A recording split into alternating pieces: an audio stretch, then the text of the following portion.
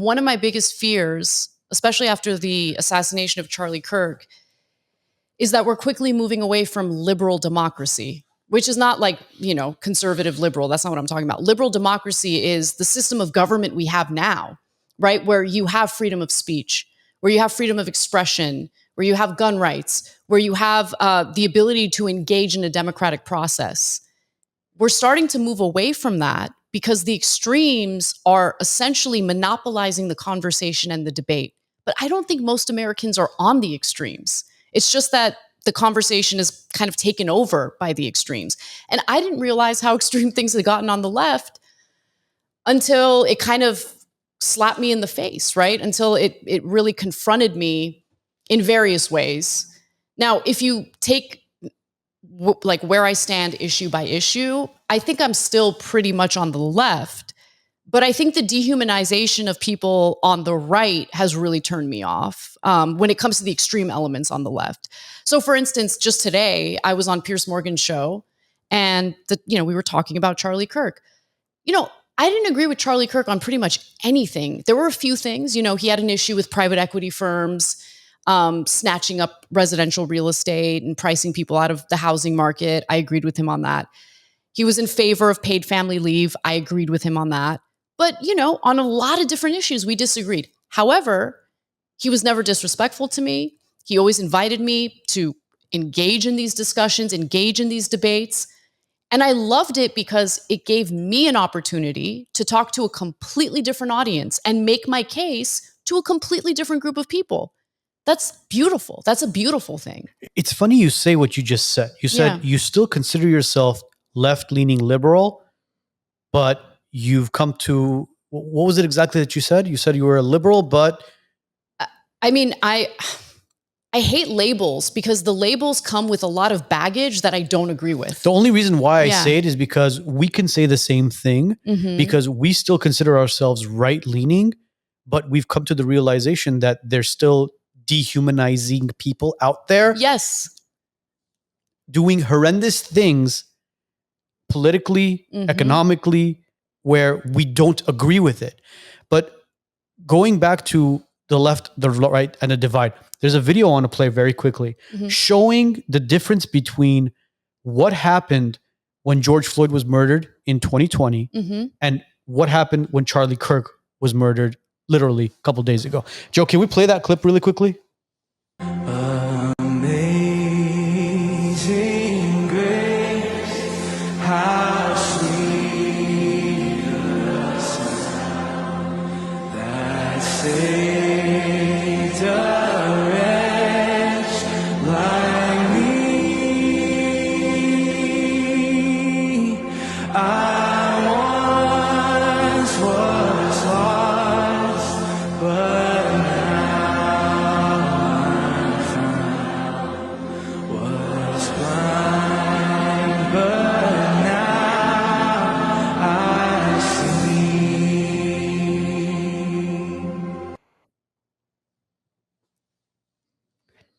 That was a Great Britain flag at the end, yes. When I posted this clip on my Instagram page a couple of days ago, I had a few people reach out and they, why are you comparing the two? I'm like, then what are we supposed to compare? An individual, George Floyd, at the time, you could say was murdered or he died because of an overdose. Obviously whatever the officer did was out of line. But this man, 31-year-old Charlie Kirk, who had a different viewpoint than maybe you have, and he was literally assassinated on live television. Yeah. Now his wife, his kids, everybody has to see that for the rest of their lives, to see how their father was murdered because of his stance on social dynamics, issues and political views and all that. But people took advantage of the situation back then, burned down thousands of buildings, billions of dollars in damages. But now, again, I hate the left and right. Yeah, me too. Like you said, the whole labeling thing I'm not a fan of because that's exactly what they want. That's right. It's a three-step process. Divide and conquer. It's first they create division, then they create chaos, and then they control. So they've already divided us. Now they're going to create the chaos to even control us more than we're controlled today. That's 100% right. And let me just say, both murders were despicable, and both videos are seared in my mind, and I'll never be able to forget them. I saw the video of Charlie Kirk getting shot in the neck, the kind of close-up one. We refused to post that one, by the way. We couldn't. Horrific. We it's couldn't. so horrific. And it's when you know someone personally, it's like another level, you know? Seeing the life leave you can see the life leave his body in that video. Yeah. You know, it's horrific. So, point taken about the riots following George Floyd and how there haven't been riots on the right. But I will say this, there are definitely some pretty serious and specific death threats toward the left, even people who aren't like far left like me. A bunch of people have messaged me talking about how I have blood on my hands and we're coming for you. And it's like, what did I do? I didn't do anything, right? I don't at all support what happened to Charlie Kirk. I don't make light of it. I don't make fun of it. I don't think it was okay. It wasn't just. I'm so relieved that someone actually got arrested. I was terrified that whoever did it was going to get away with it because, it took a while to, find the suspect. Joe, we have a photo of him, right? Yes, we do. So Let me get that out. I have never felt, there he is. I have never felt so depressed, not knowing somebody and seeing their passing. I didn't know Charlie. I had never spoken to Charlie. Neither, I mean, we'd reached out to get him onto the podcast, but none of us knew who he was. But me personally, I couldn't do anything on Wednesday. I couldn't talk to anybody. I was sitting on my phone just looking at the news and just seeing reports come in. And, my wife was like, "You okay?" And I'm like, "No, I'm not okay. I really, I feel horrible. And I don't even know the guy." Yeah. Like it hit me in the gut. I think the last time I felt that bad was when Kobe died. Yeah, I think so. And most people felt that way. But even in response to that, I had people commenting, like, "Why are you making a big deal out of it?" What do you mean? It was a political assassination. Yeah, he's like, "Well, it's a huge deal. Why don't you post the thousands of kids dying in Gaza?" I'm like, one has nothing to do with the other. I'm not posting what's going on in Armenia every single day. But this man obviously had an impact, a national, if not a global impact. A lot of the youth were influenced by him. And it's not like, and the influence was not, no matter which side of the aisle you're on, to me, it was not negative influence. He wasn't inciting, "Oh, you got to go kill people, you got to do this to stand for your right." None of that. It's just, he was a God-fearing man. That's what he preached.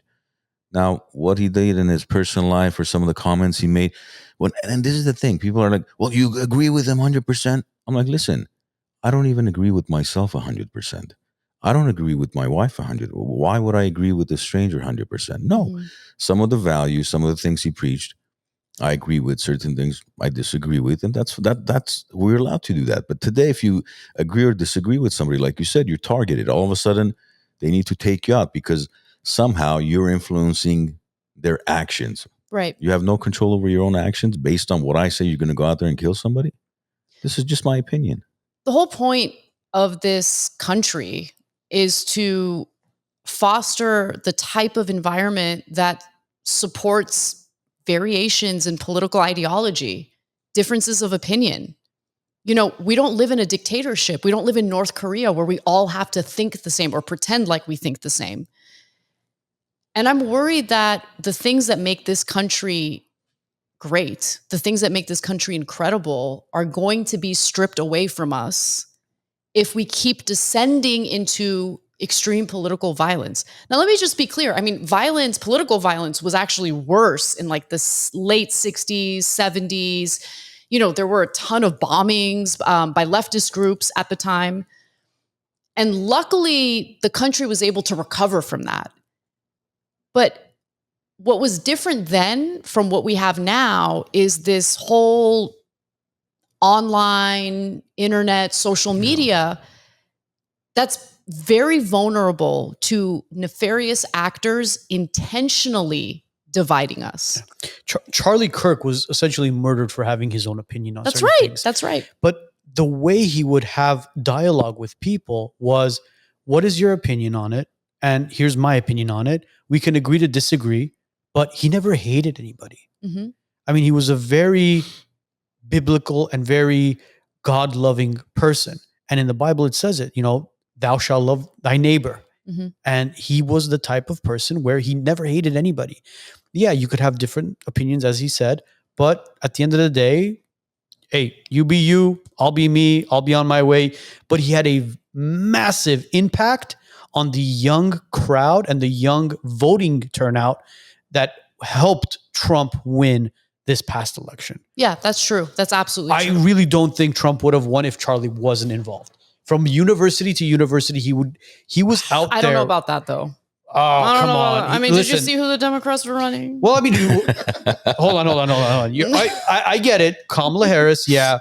I mean, who else were they going to be putting besides? I mean, Biden was practically, dead. I'm surprised he's still walking around, but who else were they going to do?